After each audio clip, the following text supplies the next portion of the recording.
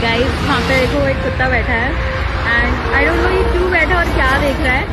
मुझे बहुत देर से उधर ही बैठा है और पहले तो पूछ भी ला रहा था, अब उसने पूछ लानी बंद कर दी है, बट पता नहीं क्यों ही बैठा है। ये भी तो बैठा है, देखो आराम से बैठा है साइड में कोने में। उसको ज्यादा चुल रहा है, उसको एकदम बीच में बैठना है। ये देखो फिर पूछ लानी शुरू कर दी। ये देखो ये देखो ये देखो।